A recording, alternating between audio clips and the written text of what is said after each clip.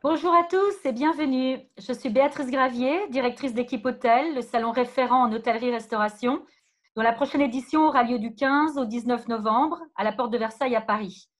L'un de nos thèmes centraux cette année sera le développement durable. Et donc, je suis forcément ravie ce matin d'accueillir nos invités pour une conversation autour du développement durable et de la sécurité sanitaire. Nous allons chercher à comprendre en quoi ce sont des leviers incontournables pour assurer la relance du tourisme. J'ai à mes côtés deux intervenants très actifs et passionnés par le sujet. Monsieur Régis Marcon, chef 3 étoiles des Maisons Marcon à Bonnet-le-Froid, membre de Relais Château, et monsieur Emmanuel Taillandier, directeur adjoint du Monte Carlo Beach, établissement de la Société des Bains de Mer et membre de Relais Château. Emmanuel Taillandier est également président du club des directeurs de la restauration et de l'exploitation France. Philippe François va animer nos échanges ce matin. Philippe François est le président d'Ecorismo et de Biorismo. Il est expert international en hôtellerie-restauration et développement durable. Avant de lancer la conversation, je vous rappelle le fonctionnement de ce webinaire. Nos intervenants vont échanger pendant 40-45 minutes environ. Vous avez la possibilité de poser vos questions, bien sûr, par le biais de la plateforme. Et nos intervenants y répondront à la fin de la session. Nous prévions de finir à 12h30. Philippe François, quand on parle de développement durable dans le tourisme, l'hôtellerie et la restauration, de quoi parle-t-on exactement? Pouvez-vous nous éclairer sur ce point? Oui, merci Béatrice Gravier, merci de m'inviter à cette rencontre qui va être courte. Alors, ce que je vous propose, Béatrice, on va faire peut-être peu de bavardage, mais on va rentrer véritablement dans la technique du développement durable. C'est vrai que c'est un terme, c'est une formule qu'on a appris, avec laquelle on commence à vivre, etc., face à tout ce qui se passe dans notre société de nos jours.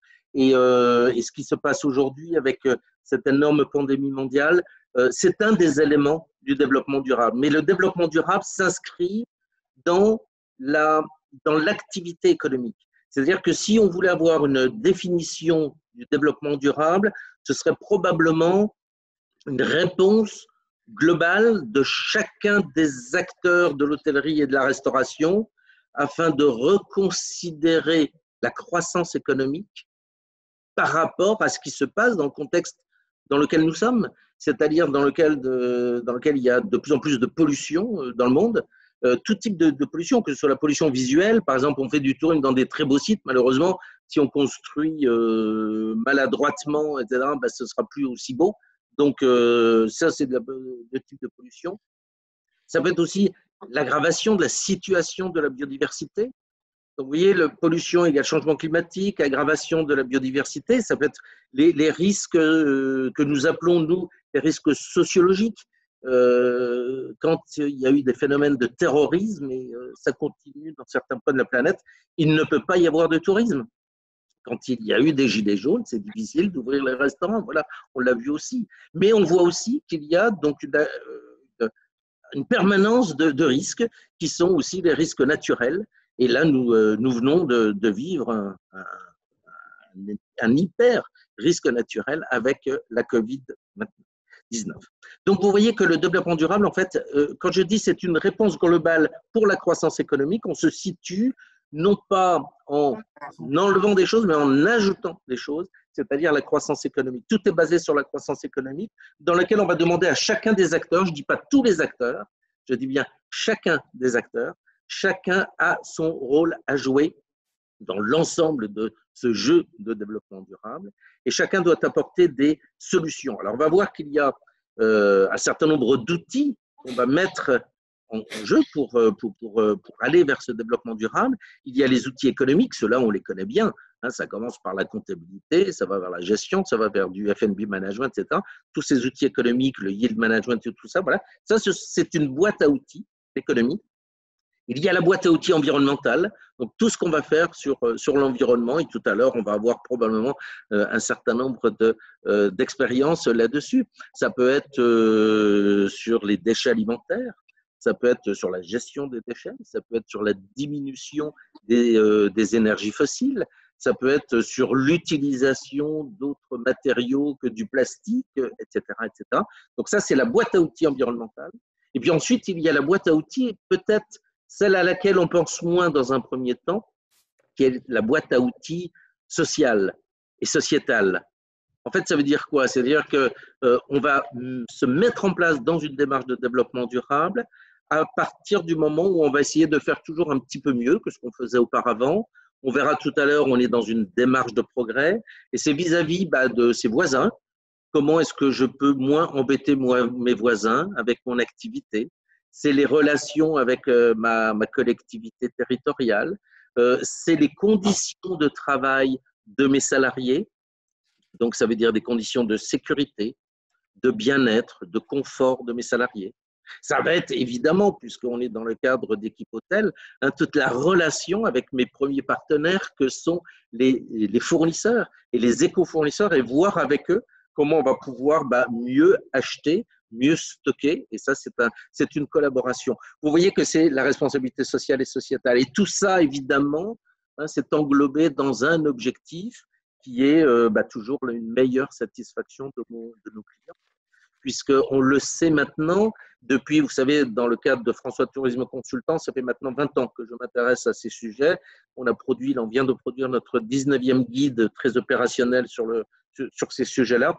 Et maintenant, avec le recul que nous avons, on voit qu'effectivement, le développement durable est une méthode qui apporte plus de services à l'ensemble de clients. Donc, plus de services d'un côté, et puis plus d'économies d'exploitation parce qu'on a réduit les quantités d'eau, d'électricité et tout ça, donc plus de bénéfices, plus de satisfaction des salariés, plus de satisfaction des clients, et puis un peu plus de bénéfices. Voilà quelle est l'équation gagnante du développement durable. Donc, si vous voulez, voilà quel est le contexte dans lequel ça se situe. Tout à l'heure, on verra par l'expérience de Régis Marcon, d'Emmanuel Taillandier, on reviendra peut-être sur la méthode. Mais peut-être une première question. Régis Marcon, on se connaît depuis 12, 13, 14 ans, quelque chose comme ça, notamment lors du premier Ecorismo que nous avions fait sur Arles. Et immédiatement, vous m'aviez dit, moi, c'est quelque chose qui me parle. Donc, vous avez une bonne expérience du développement durable appliqué à l'hôtellerie et à la restauration. Est-ce que vous voulez bien nous faire partager cette expérience, Régis Marcon? Oui, merci. Bonjour à tous, bonjour à toutes. Alors forcément, quand on parle de développement durable dans une entreprise et dans la vie en général, c'est quelque chose qu'on a envie de partager. Ça, c'est important. C'est pas des choses qu'on garde, pas comme des vieilles recettes qu'on garderait sur le coude. Bien au contraire, c'est à partager.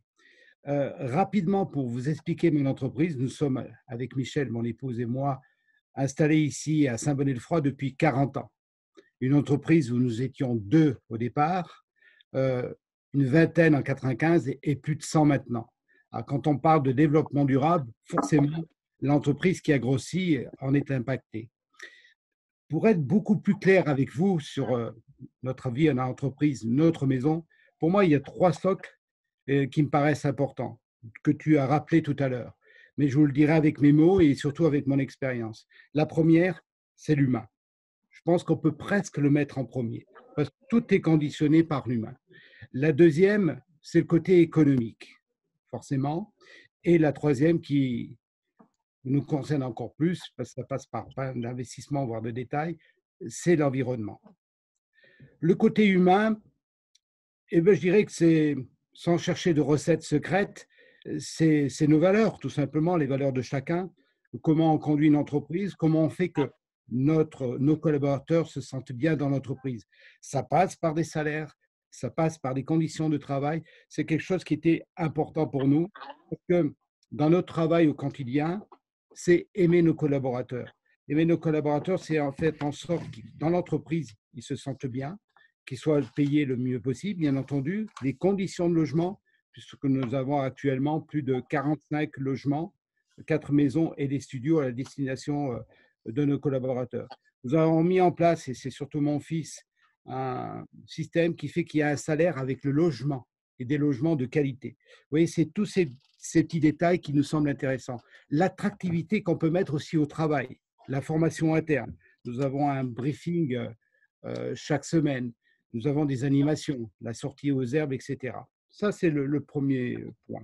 Le deuxième, économique, qui qui est important parce que c'est la gestion tout simplement d'une entreprise au quotidien. Avoir de la vision de votre entreprise pour éviter, alors j'appelle un peu ça le bon sens paysan, pour éviter aussi les erreurs. On en fait tous et on se nourrit forcément de ces erreurs. Nous avons eu un moment très important dans notre vie professionnelle, notre aventure ici, c'est 2005. Nous avons choisi de créer un lieu à 400 mètres de notre établissement actuel parce qu'il y avait beaucoup de contraintes et la première chose qui nous importait, c'est que nos clients soient dans un lieu un peu idyllique, mais surtout que notre personnel soit dans des locaux fonctionnels et beaucoup plus agréables pour travailler. Nous avons fait appel à Écolabel européen. Ça a été notre chance parce que ça a été des contraintes, ça a été des dispositifs à mettre en place sur lesquels voilà, on ne pouvait déroger. Ça nous a permis en même temps de voyager, d'aller voir à l'extérieur, que ce soit au Japon ou en Suède, ce qui pouvait être fait de mieux au niveau de développement durable. La chance aussi d'être dans un bâtiment neuf qui nous permettait de mettre ces choses en place. Alors ça a été bien sûr un parc à la fois solaire, à la fois tout le dispositif photovoltaïque, la géothermie, les matériaux. Et je peux vous dire, ça a été du bonheur de mettre en place ce lieu, je dirais, exagérons pas trop, idéal, à la fois pour le client et à la fois pour nous. Ce qui est important dans les collabels européens, c'est qu'on n'est pas contraint. On doit chaque année avoir une nouvelle idée pour avancer. Ce n'est pas un label qu'on colle sur le coin de votre hôtel et restaurant, c'est on se remet en question chaque année pour aller plus loin. Donc, on est toujours dans cette phase de projet comme on peut l'être en cuisine. Le troisième point, j'espère être dans les temps, Philippe, hein, dans mon explication. Parfait. Ce qui est important, c'est, je dirais, tout le bonheur qu'on a d'être ici. Nous sommes dans une nature, nous sommes au bord d'un parc naturel. Et je peux vous dire, bon, on a passé une époque de confinement, je ne dirais pas que ça a été très heureux. Si, il faut le dire, parce qu'on était dans cette nature qui nous a permis, je dirais, de réfléchir encore un peu plus dans ces périodes très calmes. Quand on est dans ce lieu, on ne peut être qu'imprégné de ce que tu parles de la biodiversité. Notre cuisine nous y aide parce que ça nous amène à nous interroger sur la nature. On ne peut pas, on s'offusque des erreurs qui peuvent être faites par rapport à cette nature. Donc, tout vit avec ça. Il y a à la fois le côté économique où les clients viennent chez nous pour découvrir la nature dans l'assiette. Donc, cette nature, on ne peut que la préserver.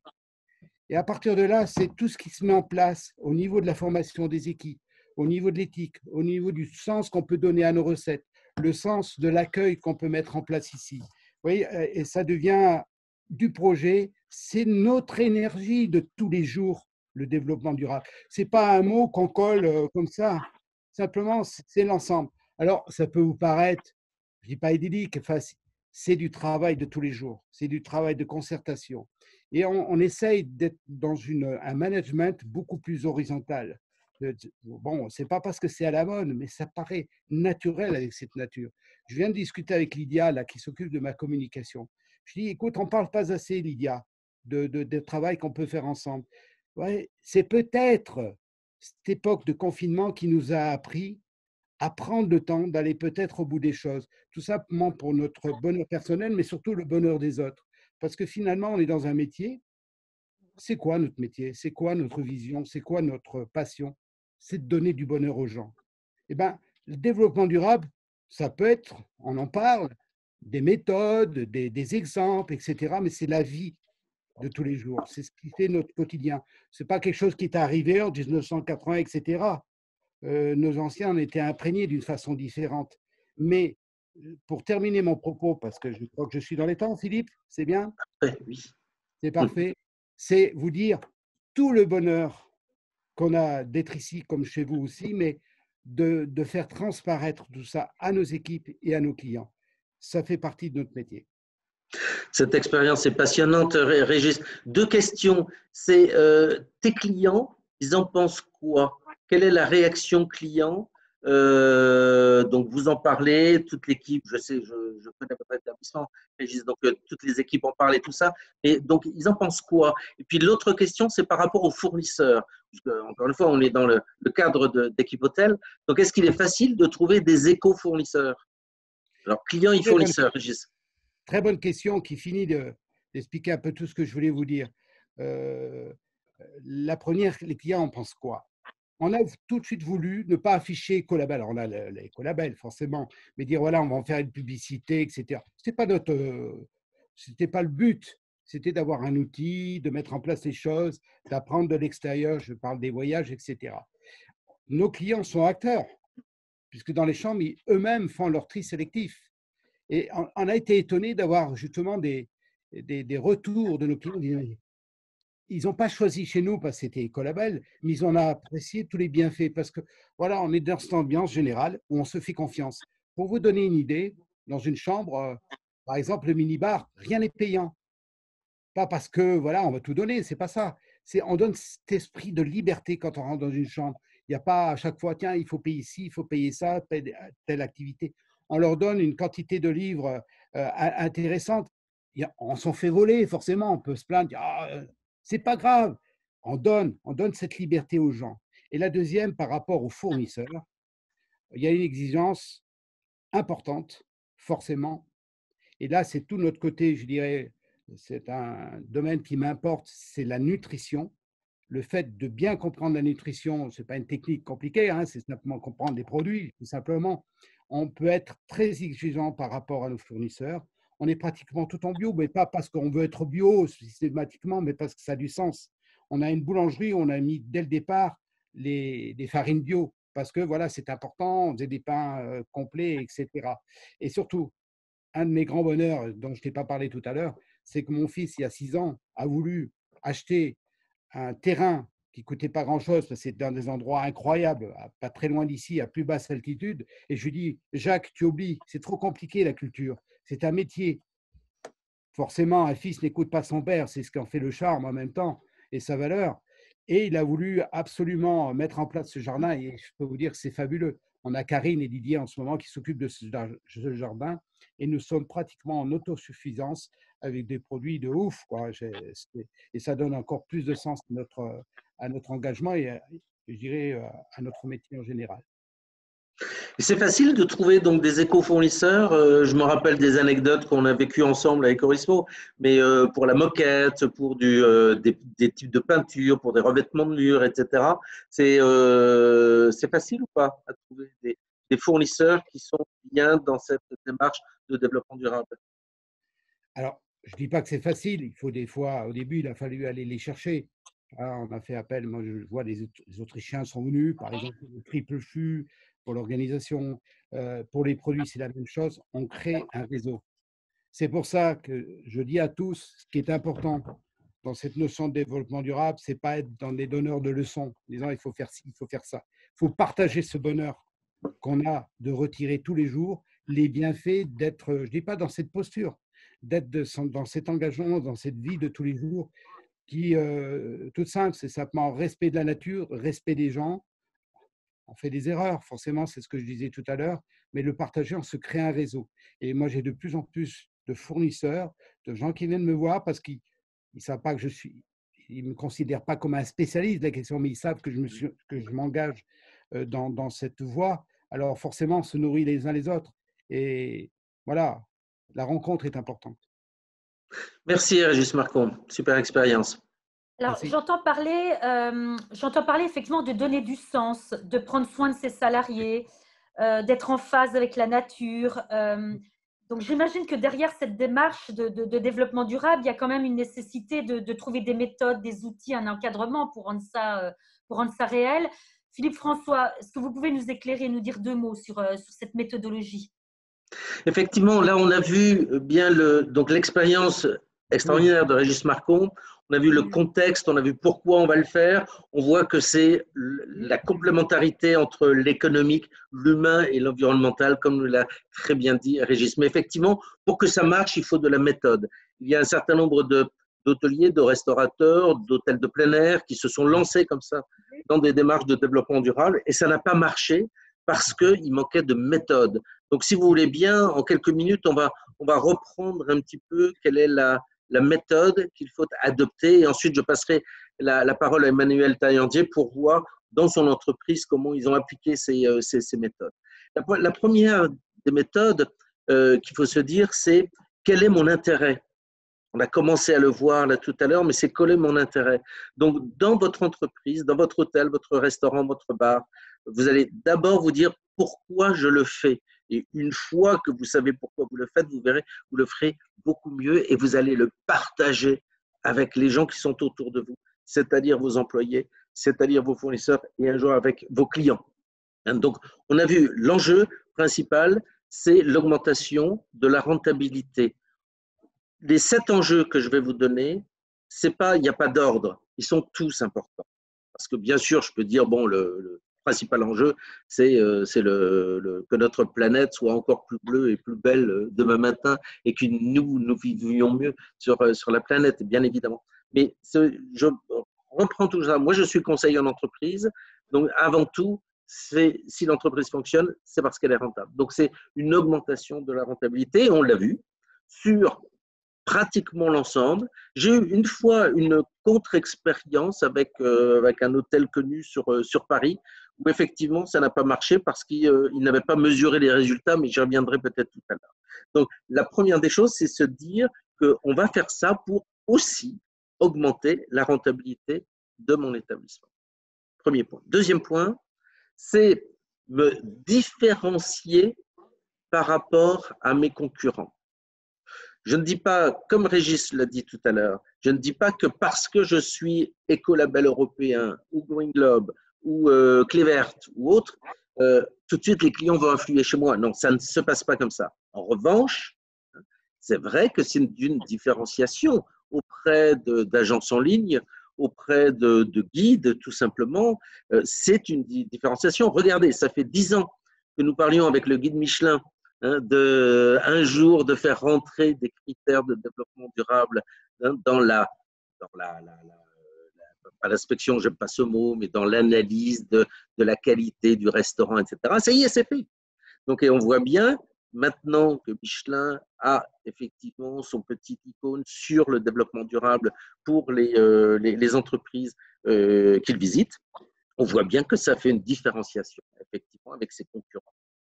Troisième point, c'est toujours améliorer le service client en même temps qu'on va améliorer le confort du personnel. Alors, parfois, on me pose la question en me disant « Oui, mais moi, je suis un établissement de luxe, donc je n'ai pas envie de mettre la petite étiquette en disant si vous souhaitez que la serviette ne soit pas lavée ce soir, vous la remettez au porte-manteau, vous la mettez pas. Oui, ça, c'est ce qu'on faisait il y a 15 ans. Maintenant, c'est plus ça. Et je peux vous garantir que tout ce qu'on apporte effectivement grâce à une méthode bien organisée de développement durable, c'est à chaque fois c'est du plus client.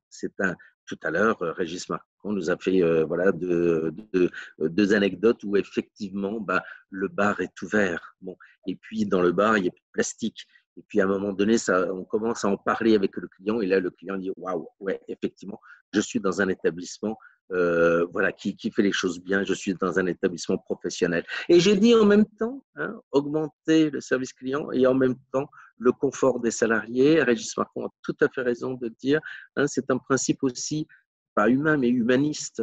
C'est-à-dire qu'un employé, un salarié qui est dans un meilleur confort de travail sera beaucoup plus efficace et beaucoup plus au service des clients. Alors, certes, en ce moment, on est le 15 juin 2020. En ce moment, servir avec un masque, ce n'est pas du tout agréable. Avoir un masque en cuisine, c'est très compliqué. On est obligé de gérer cela. Mais il y a aussi, par exemple, des services de santé au travail qui regardent la question pour essayer de voir quels seraient les masques qui seraient plus adaptés à nos employés. Donc, voilà le genre de situation dans laquelle on est, mais on essaye. Ça, c'est mon troisième point. Plus de services aux clients en même temps que plus de confort à nos salariés. Je reste encore un point peut-être sur les salariés. C'est à chaque fois que nous avons mis en place une démarche de développement durable dans un hôtel, un restaurant, un camping, à chaque fois, c'était une occasion de fédération, de mobilisation des équipes en place.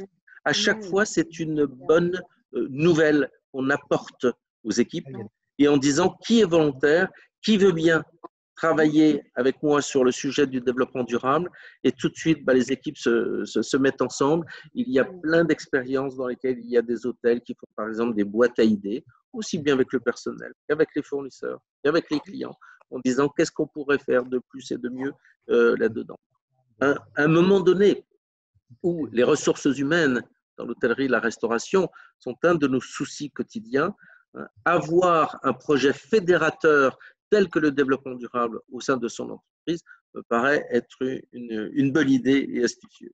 Alors bien sûr, donc on a dit aussi l'environnement, donc on diminue les différentes pollutions, on augmente, on l'a vu encore avec Régis tout à l'heure, on augmente ma participation, ma valorisation sur la biodiversité. Ce qu'il faut bien voir sur la biodiversité, c'est que c'est le vivant.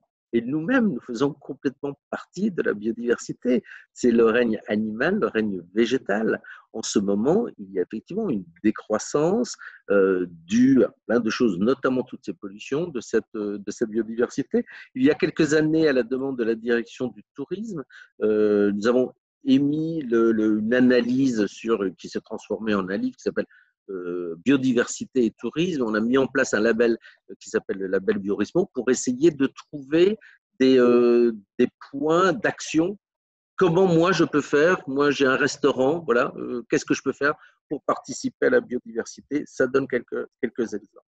Le 6e point de cette méthode, c'est de se dire que c'est difficile de connaître la réglementation, il y en a en permanence, et alors en plus en ce moment, la réglementation change en permanence, mais c'est aussi intéressant d'essayer d'anticiper la réglementation, c'est aussi intéressant de savoir ce qui se passe à droite et à gauche. Là, on vient de sortir notre dernier guide, qui est un guide sur les risques sanitaires dans l'hôtellerie et la restauration. On a été chercher des exemples au Mexique, au Japon, etc., pour voir et pour donner, pour qu'entre nous, dans notre tribu, dans notre cluster à nous de gens de l'hôtellerie, qu'on puisse échanger les bonnes idées pour que nos entreprises gèrent mieux, notamment cette crise de la Covid-19.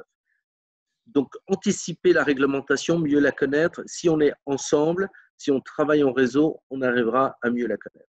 Et puis, le dernier point, qui est peut-être c'est en même temps le dernier point de ce que j'ai éprouvé, moi, dans mon expérience professionnelle avec les hôteliers, les restaurateurs, c'est que dorénavant, un certain nombre de chefs d'entreprise viennent nous voir, mais un certain nombre de cadres aussi d'entreprises hôtelières viennent nous voir en disant, moi, j'aimerais bien, Monsieur François, que vous m'aidiez, m'accompagniez dans une démarche de développement durable parce que je souhaite avoir ça sur mon CV.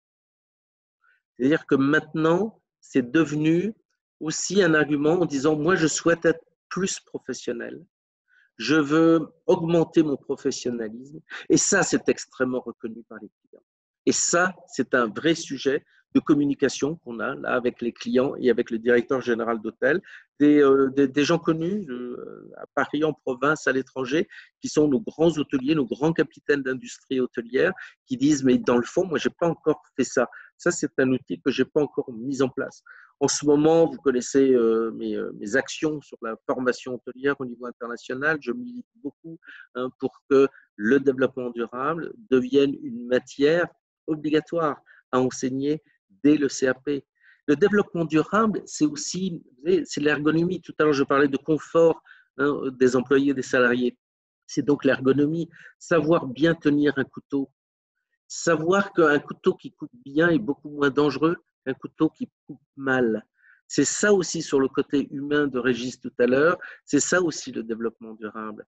C'est essayer, et puis en même temps la prévention des risques. Vous voyez, c'est tout ça où finalement, si on s'y met un jour, on va essayer de devenir un meilleur professionnel et avoir, pour les cadres, à avoir une ligne de plus sur son CV. Et un certain nombre de directeurs ou sous-directeurs hôteliers qui changent d'une grande société à une autre, ça les intéresse beaucoup d'avoir cette démarche-là dans leur CV. Point numéro 2 de la méthode, c'est comment ça se passe concrètement. Lorsque quelqu'un se dit, parmi les à peu près 600 personnes là qui sont avec nous ce matin, il y a peut-être un hôtelier restaurateur, un gestionnaire de camping qui se dit, Tiens, bah moi, j'aimerais bien, ça m'intéresse dans le fond tout ça. Si c'est pour faire des économies, pour faire plus plaisir à mes clients, à mes salariés, tout ça, moi ouais, je suis preneur, j'y vais. Comment ça se passe? Alors, première des choses qu'il faut bien savoir quand on. Là aussi, je vais faire en 7 points. Vous allez essayer de me suivre, je vais faire 1, 2, 3 comme ça. Bon, première chose, c'est que d'abord, on ne casse rien, on ne détruit rien. Parfois, on me dit, oui, monsieur François, mais vous venez dans mon hôtel et vous allez me dire qu'il faut changer la chaudière. Il faut tout... Mais non, non, non. D'abord, on ne casse rien, on ne détruit rien. D'abord, on va ensemble observer, on va analyser quelle est la situation. C'est sûr que vous faites déjà des choses formidables. Bon, puis on va voir s'il y en a d'autres qu'on peut faire, qu'on peut rajouter. D'accord? Et tout ça, ça va se faire progressivement. Donc, point numéro 1, c'est on ne casse rien, on observe, on analyse. Deuxième point.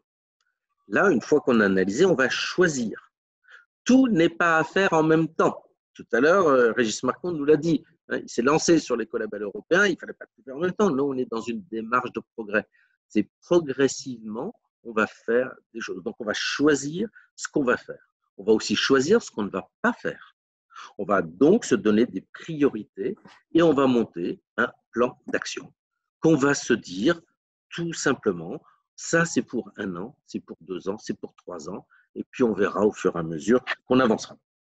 Troisième point, une fois qu'on a son plan d'action, une fois qu'on sait bon, ce qu'on veut faire, pas faire, là on va choisir aussi les outils qui sont à notre disposition. Alors, les outils, c'est notamment les labels. On a vu tout à l'heure les collabels européens. Emmanuel Taillandier nous parlera peut-être de Green Globe. Il y a à peu près une centaine de labels, certifications dans le monde adaptés au tourisme, dans son sens le plus large, que ce soit les entreprises ou les territoires touristiques. À ces labels et certifications, il y a maintenant d'autres choses qui se sont ajoutées. Ce sont notamment ce que nous appelons les chartes. C'est-à-dire, ce sont des engagements que vous choisissez. On vous aide à définir quels sont les engagements. Vous les choisissez. Vous demandez à une tierce partie de venir les auditer pour être sûr que ce ne soit pas de ce qu'on appelle le greenwashing. C'est-à-dire que ce n'est pas simplement, je dis que, et, non, qu'il y ait quelqu'un qui vienne voir et qui évalue effectivement les progrès que vous faites. Quatrième point, c'est la formation. Parce que là, on va toucher à des choses auxquelles on n'est pas forcément habitué. Si je vous dis tout de suite le mot biodiversité, vous dites, bon, bah oui, mais qu'est-ce qu'il y a dedans? Donc, ce qu'on va faire, c'est on va sensibiliser et former les équipes de manière interne, de manière externe, en webinaire, en présentiel, peu importe, de manière internationale ou nationale. Bien, si vous êtes un groupe international, ça peut se faire effectivement au niveau international ou parfois, on préférera faire des formations et des sensibilisations sur un plan plus local. La formation, ça peut aller, comme un grand groupe hôtelier français nous a demandé de mettre en place toute leur démarche de développement durable et on a formé des animateurs développement durable à l'intérieur des hôtels ou pour les plus petits, pour 2 hôtels. Et ce sont un peu les officiers de développement durable qui vont veiller à ce que la méthode se passe bien et eux-mêmes deviennent des professionnels. Ça, ce sont des formations en 4-5 jours, ce n'est pas des formations de 3 ans, hein, on est d'accord. C'est des formations qui se passent par la formation professionnelle continue. Une fois que la formation est en place, vous avez vos outils, vous avez vos priorités, vous avez votre plan d'action, vous êtes formé pour le faire. Ben là, il faut faire l'action et vous allez vous donner un temps, un planning. Voilà, c'est vous qui le choisissez. Et on va voir que tout ça sera très progressif et que les changements qu'on attend de notre démarche sont des changements progressifs et pas brutaux. Et puis, le 6e avant-dernier point, c'est mesurer ces résultats. Ça, c'est toujours important. Parce que si on ne mesure pas qu'on a fait des économies de chauffage, d'eau, d'électricité, si on a une meilleure satisfaction des clients, si on a de plus en plus de clients qui nous en parlent, si notre personnel est parfaitement motivé, si on a des fournisseurs, des éco-fournisseurs qui sont de plus en plus eux-mêmes intéressés et qui changent leur méthode, leur procédure, et là, c'est pour ça qu'il faut absolument mesurer les résultats, ce qui nous permettra aussi de repartir sur les objectifs, par exemple, de l'année prochaine. Mais la méthode ne serait pas complète s'il n'y avait pas le 7e et dernier point, qui est il faut communiquer. Dites-le en interne, dites-le en externe, dites-le à vos clients, dites-le voilà, à la collectivité territoriale, dites-le à vos fournisseurs. Encore une fois, puisqu'on est dans le cadre d'équipe hôtel, vos fournisseurs sont absolument intégrés à l'intérieur. Alors, tout à l'heure, je posais la question à Régis Marcon en disant est-ce qu'il est facile de trouver des fournisseurs et tout ça. Il y a un certain nombre de possibilités. Équipe hôtel justement, propose ce thème, cette priorité sur le développement durable cette année. Il y a aussi le label Ecorismo. Tout à l'heure, vous m'avez aussi présenté Patrick Tervilliers comme Ecorismo. Il y a le label Ecorismo qui reconnaît les éco-fournisseurs pour le métier. Il y a des clubs Ecorismo, il y a, etc. Bon, voilà. Et puis, les gens en parlent entre eux. Et puis, il faut arriver effectivement à trouver toujours plus et toujours de meilleures initiatives. Il y a beaucoup d'initiatives dans ce domaine, des éco-fournisseurs, des bio-fournisseurs, de tout ce qui touche justement au confort du travail et tout ça. C'est simplement, bon, il faut un petit peu se démarquer pour bien les reconnaître. Bon, voilà ce que je voulais dire au niveau de la méthode, en étant très court, au niveau de la méthode. C'est simple. C'est qu'il faut quand même suivre un petit peu pas rigorer, mais il faut être un petit peu précis, organisé pour suivre la méthode. Et moi, j'aimerais bien que Emmanuel Tervilliers nous donne un petit peu lui aussi son expérience, mais son expérience méthodologique par rapport à l'entreprise dans laquelle il travaille. Eh bien, Monsieur François, merci. Bonjour à tous. Déjà, j'ai un grand bonheur à participer à ce webinaire et à écouter avec la passion qui anime Régis Marcon quand il fait partager son expérience et un projet qu'il porte depuis maintenant plusieurs années. Et c'est bien l'appropriation du développement durable au sein de l'entreprise qui est la clé de voûte de l'ensemble. Parce que au départ, il faut une direction, un management qui soit impliqué. C'est absolument fondamental. C'est la première étape, c'est la base. Mais ensuite, très vite, il faut prendre conscience que ce processus, qui est un processus d'amélioration continue, on avance pas à pas, on se forme et ensuite on forme dans l'entreprise nos collaborateurs, nos chefs de service. Une des méthodes qui est utilisée, qui est intéressante, c'est celle du principe de la Green Team. La Green Team, c'est quoi? C'est un groupe de personnes dans l'entreprise sans notion de hiérarchie qui va au plus profond des services, un échantillonnage de chaque département, de chaque service, où sur la base du volontariat, le collaborateur va exprimer toute son implication personnelle qui va mettre au service de la collectivité. Et ça, c'est un élément fédérateur incroyable. C'est un levier d'une puissance terrible parce que ça permet à la fois de faire exprimer le bon sens de chacun, ça permet d'échanger, de mesurer les projets à mettre en place. Et ensuite, cette Green Team est un peu le fédérateur qui va permettre à tous les collaborateurs de l'entreprise d'être embarqués dans cette démarche. Parce que c'est une démarche de longue haleine qu'il faut certes structurer et mesurer. Il y a des outils pour ça. Mais avant tout, il faut qu'elle soit partagée. Le chef Marcon disait notre principal objectif, c'est que les collaborateurs se sentent impliqués et partagent nos valeurs. C'est bien là le sujet. Embarquer des collaborateurs, ça ne se décrète pas. Ça ne se décrète pas. Il faut avant tout convaincre, prouver de l'intérêt de la démarche, donner du sens à ce qu'on fait, donner du sens au travail. Et c'est bien ce qui est le plus important aujourd'hui dans notre société, c'est de ne pas travailler à l'aveugle. Quand on donne du sens à son travail, quand on a un objectif, et quand on a un objectif de développement durable, c'est très valorisant et très gratifiant. Et c'est par ces échanges mutuels entre collaborateurs de la Green Team qu'on construit un cercle vertueux qui va permettre d'avancer des projets pas à pas, de plus en plus ambitieux. Des projets qu'il faut structurer, mesurer et surtout renouveler. Parce qu'un projet est acquis, mais derrière, très vite, le champ des possibles est tellement important qu'il faut sans arrêt redonner un peu d'enthousiasme et d'objectifs aux équipes. Alors, nous, ce qu'on fait au sein de l'hôtel, qui est un hôtel 5 étoiles affilié à Relais-Château, en bord de mer, à Roquebrune-Cap-Martin, qui fait partie du groupe Monte Carlo Société des Bains de Mer.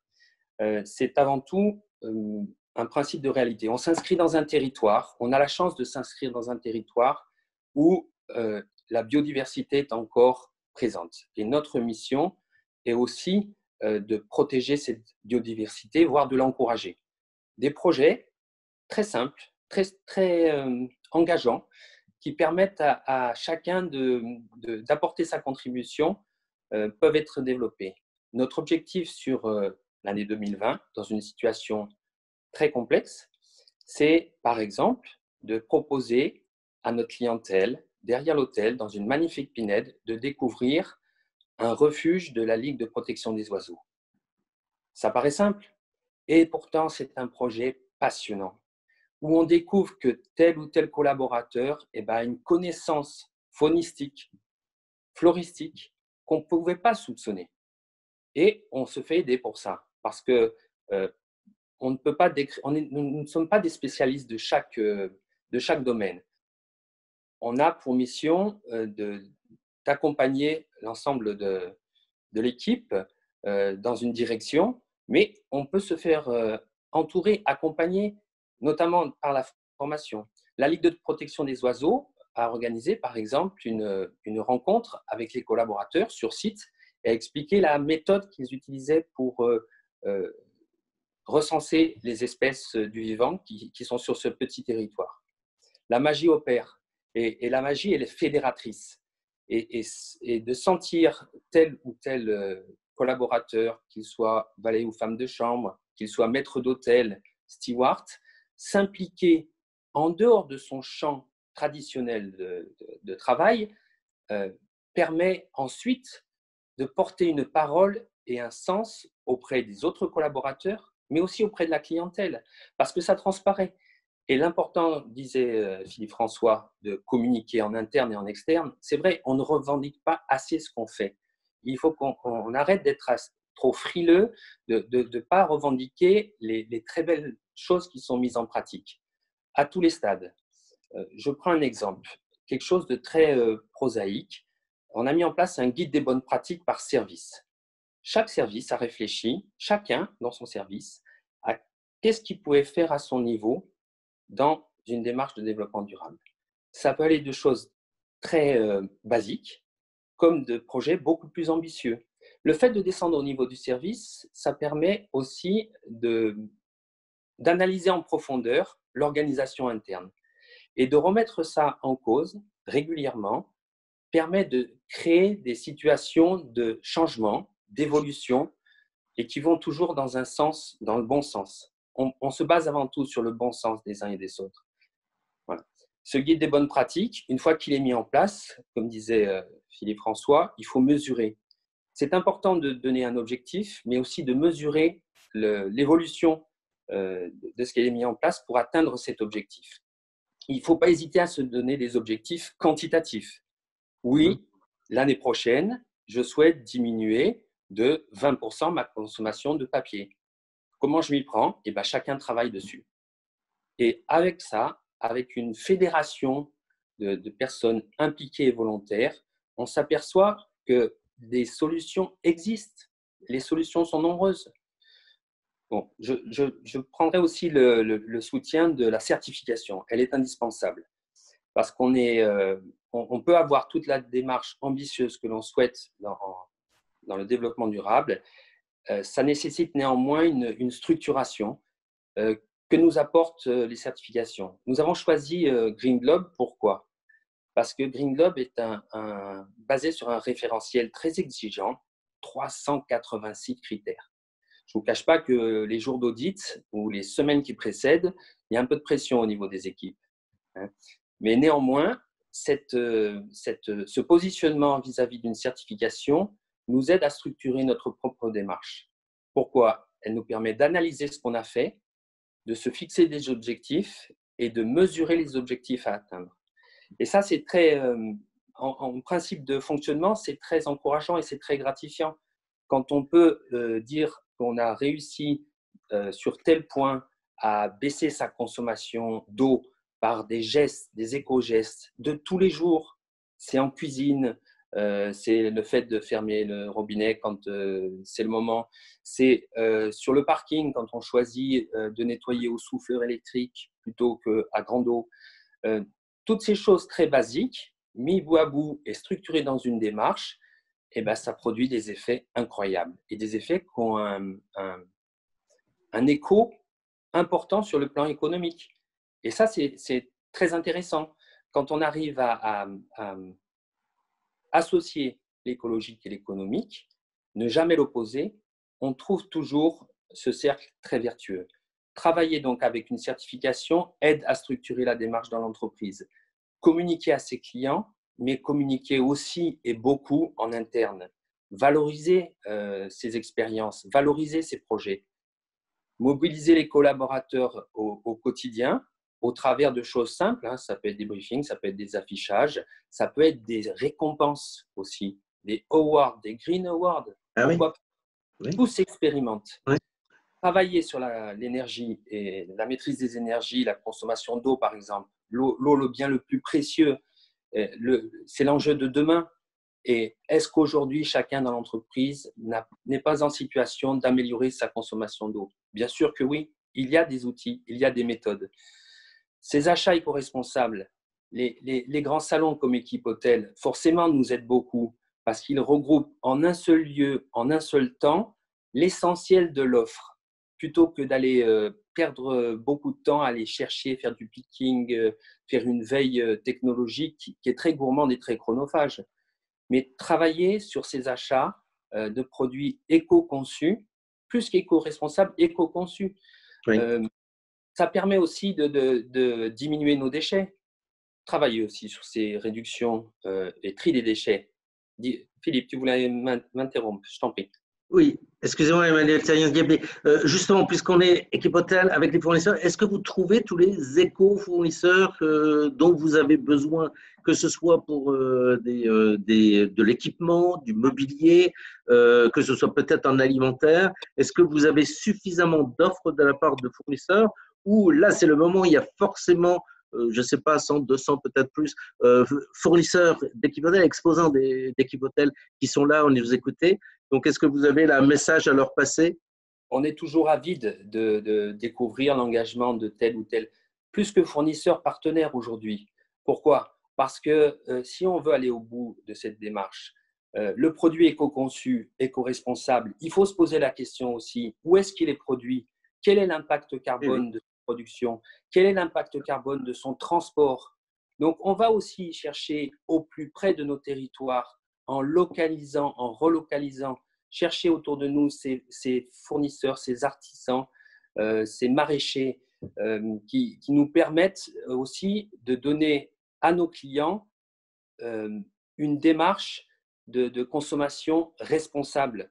Il ne faut pas croire, nos clients, on disait qu'on avait une pudeur dans le domaine du luxe à parler de développement durable. Nos clients sont en attente de ça. Ils le disent peut-être pas, ils ne le verbalisent pas, mais ils sont en attente de ça. Comment on le sait? Chaque fois qu'on lui fait une proposition nouvelle, on constate une adhésion. Aujourd'hui, on fait trier les déchets dans la chambre d'un hôtel 5 étoiles. C'est une révolution. C'est une révolution.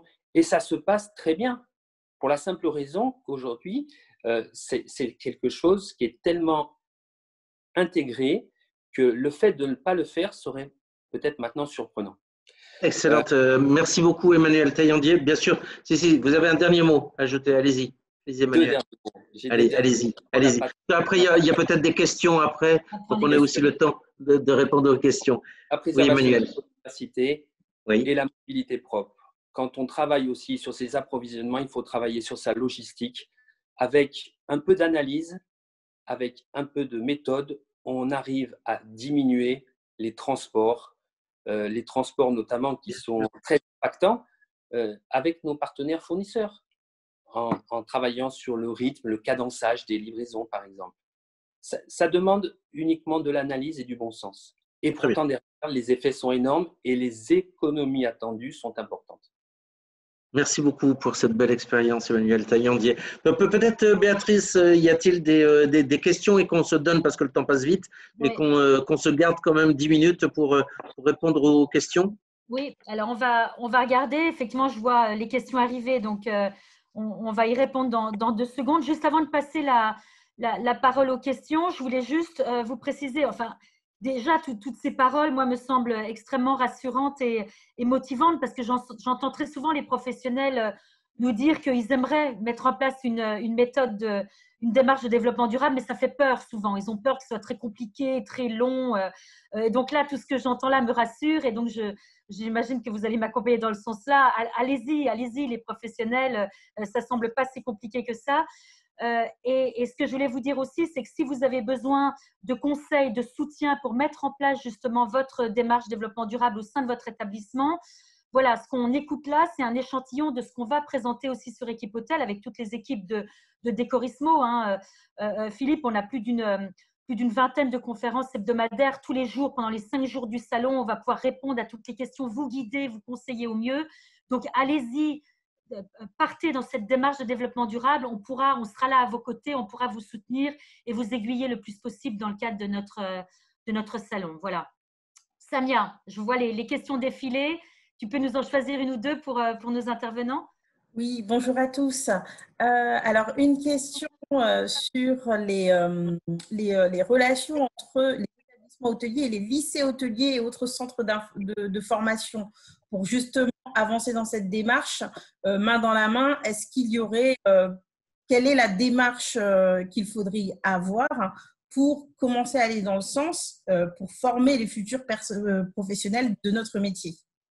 Bien, je pense que Régis a envie de parler parce que c'est un des professionnels qui a beaucoup réfléchi sur l'apprentissage. Et puis ensuite, je vous répondrai, Samia. Régis, peut-être dans un premier temps et très court. Oui, alors ce qui est important de dire par rapport à cette question, c'est que la démarche école-entreprise est extrêmement importante. C'est souvent un petit peu là où on pêche. Il faut savoir que la nouvelle réforme a été mise en place pour la formation en système scolaire et le développement durable fait partie aussi de ces formations. Hein. Donc, on va le retrouver de plus en plus, des formations pour les cuisiniers, pour les serveurs, formations déjà sur la nutrition. Il faut savoir que la nutrition, il y a 1 heure par semaine en sciences appliquées. Ce n'est pas suffisant. La nutrition va être beaucoup plus axée aussi sur le travail en cuisine. Et là, on revient complètement dans la démarche que nous avons au niveau développement durable. Un cuisinier qui connaît beaucoup mieux les produits, leurs valeurs alimentaires, sera à même déjà de mieux les respecter, de mieux les préparer et d'avoir cet engagement par rapport à ses collaborateurs. Donc, ça fait partie des formations. Mais on ne va pas se cacher la face. Faut savoir qu'en système scolaire, les heures de pratique se sont un peu amenuisées, non simplement par manque de finances, bien entendu. Et il y a un gros travail de l'entreprise à faire à ce niveau-là. Mais j'en reviens à dire, la relation école-entreprise est extrêmement importante pour tout ce qui est développement durable. Donc, de notre côté, avec l'Organisation mondiale des écoles hôtelières, c'est quelque chose que nous prenons beaucoup et en disant maintenant, c'est vraiment une matière à ajouter à l'ensemble des programmes, mais une matière obligatoire. Maintenant, après, il y a ce type de webinaire. Je veux dire, des gens comme M. Marcon, M. Taillandier, nous-mêmes, on va le plus possible dans des écoles hôtelières pour des conférences, pour des séminaires, voilà, ou pour diriger des stages. Tout à l'heure, je disais, nous avons publié dans notre petit cabinet conseil, François Tournier Consultant, 19 livres. Les 19 sont gratuits. Vous allez sur notre site internet, tous les professeurs qui nous écoutent, tous les étudiants qui nous écoutent peut-être, hein, vous allez sur notre site internet, françoistourismeconsultant.com, et puis vous téléchargez, c'est gratuit. C'est ça aussi le développement durable. Donc, il y a effectivement des moyens. Et n'hésitez pas à nous interroger sur ces moyens. Et il faut effectivement que ce soit dans toutes les écoles hôtelières. Il y a de plus en plus, hein, notamment des business schools, d'écoles supérieures de management hôtelier qui ont déjà introduit ces questions de développement durable. J'aimerais intervenir sur cette partie de relation avec les écoles hôtelières au travers d'une autre de mes casquettes, qui est la présidence du club des directeurs de la restauration et d'exploitation, que j'ai le bonheur de présider depuis 5 ans, où nous organisons chaque année un trophée, un concours destiné aux étudiants de BTS ou de bachelor, qui permet à des étudiants de s'exprimer en prise directe avec des professionnels. Le CDRE, c'est 140 professionnels de l'hôtellerie 4 et 5 étoiles en France. Et chaque année, on met en avant un thème, un sujet. Et les jeunes gens qui s'inscrivent en dehors de leur cursus peuvent exprimer tout ce qui porte de conviction supplémentaire dans un sujet en étant accompagné par un professeur. Et on va les rencontrer dans les écoles hôtelières pour populariser ce trophée. Et on a le bonheur de voir que les jeunes gens qui s'engagent sont vraiment les talents de demain. Ça nous sert aussi de découvrir ces talents, parce qu'il y a des situations incroyables. On a affaire à une conscience, souvent le raccourci de dire un peu que les jeunes générations sont un peu fuyantes par rapport à leur relation au travail. C'est pas aussi caricatural que ça. Et bien heureusement. Moi, j'ai une grande confiance dans la capacité des écoles hôtelières de se renouveler et ensuite aux professionnels d'aller au contact, d'aller les chercher en les accueillant pour des stages. C'est très important. Le parrainage et pourquoi pas parfois sur des chemins plus de traverse avec des concours professionnels où le lien entre l'étudiant et le professionnel de terrain peut se faire et c'est un grand bonheur. Bien, y a-t-il peut-être d'autres questions, Béatrice? Oui, Samia, peut-être une dernière si elle est courte. Oui, merci. Donc, on a évoqué l'amont et justement la sensibilisation des écoles hôtelières sur le développement durable. Là, on va plutôt avoir une question sur l'aval, c'est-à-dire en tant qu'acteur de l'hôtellerie et de la restauration, au-delà de vos actions concernant la préservation de la planète, comment intervenez-vous auprès de vos clients pour les sensibiliser à cette problématique du développement durable? Quel genre de communication leur apportez-vous? Régis, peut-être? Alors oui, question délicate. Je pense que l'erreur à ne pas faire, c'est parler aux clients un peu en donneur de leçons. Déjà, l'expérience elle-même qu'ils vont vivre en entreprise par rapport à notre cuisine, l'expérience hôtelière, etc., la connaissance du milieu naturel, c'est déjà une première réponse à apporter sur tout ce qui concerne le développement durable. Après, c'est tous les détails dont on a parlé depuis tout à l'heure. Je prends l'exemple d'un menu au restaurant. On donne des thèmes. Pour l'instant, c'est le menu aux herbes. Chaque herbe est présentée. On explique l'histoire de l'herbe, où on peut l'accueillir, éventuellement les vertus médicinales, mais on ne rentre pas trop dans le jeu de donneur de leçons. C'est simplement faire passer un bon moment aux clients, tout en partageant un peu toutes ces valeurs.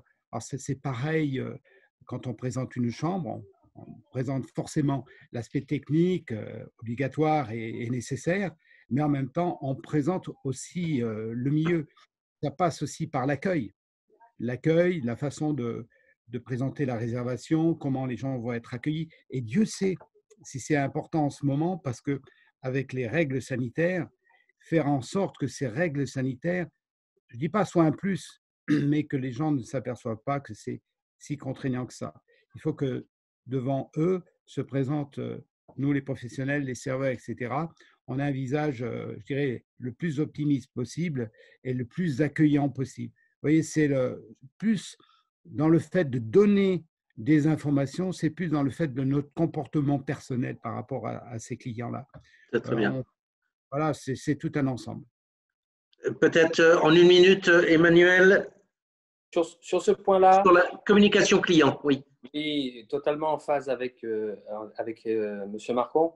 Nous, on a choisi aussi d'afficher la couleur, c'est-à-dire qu'à l'entrée de l'hôtel, on affiche notre charte du développement durable en 30 points. 30 points qui sont des engagements. Et on dit ce qu'on fait. Après, la clientèle, bien sûr, on n'impose rien, on ne donne pas de leçons. on fait des propositions. Et libre à elle d'adhérer ou pas, mais on affiche la couleur. C'est important de pouvoir témoigner de ce qu'on fait. Je crois aussi peut-être deux choses, et puis après pour clore, pour rester juste dans le timing, c'est deux choses, c'est déjà avec les certifications et les labels, c'est déjà de mettre ça sur les sites internet, sur la communication client un petit peu partout. On a vu aussi qu'on pouvait en parler avec les clients, mais c'est déjà un signe distinctif. Et puis deuxième chose, c'est un de nos clients qui a un hôtel dans le Pays Basque, et puis il met des petits chevalets comme ça devant la fenêtre. Alors quand le client regarde la fenêtre et il ouvre la fenêtre, il y a un petit chevalet qui lui dit « Aujourd'hui, cher client, vous allez sentir l'odeur des fleurs de X ou Y. » Et ça, c'est formidable. Et ça, c'est tout simple. Ça ne coûte rien. Voilà. Mais aujourd'hui, c'est le chèvrefeuille. Puis demain, ça va peut-être être la fleur de tilleul. Vous voyez, c'est aussi simple que ça de faire du développement durable. Oui, Régis. Régis voulait dire un mot. Alors, juste de tout ce qu'on dit, je dirais, on se nourrit des expériences de chacun. Et c'est la façon dont on vit ça tous les jours, le bonheur qu'on peut avoir et le faire transpirer autour de nous. Après, il y a les méthodes, bien sûr, mais quand on se raccroche qu'à ça, je pense qu'on est gagnant d'une façon ou d'une autre. Merci Régis, oui. C'est ainsi qu'on va clore la conversation. Merci beaucoup, Monsieur Marcon, Monsieur Taillandier, de nous avoir accompagnés sur cette conversation. Merci pour votre disponibilité, la qualité de vos interventions. Merci Philippe François pour avoir animé ces échanges et je vous souhaite une très belle journée et à bientôt sur Équipe Hôtel. Merci. Merci Béatrice Gravier, merci beaucoup. À bientôt. Bonne journée à tous. Merci à tous, au revoir.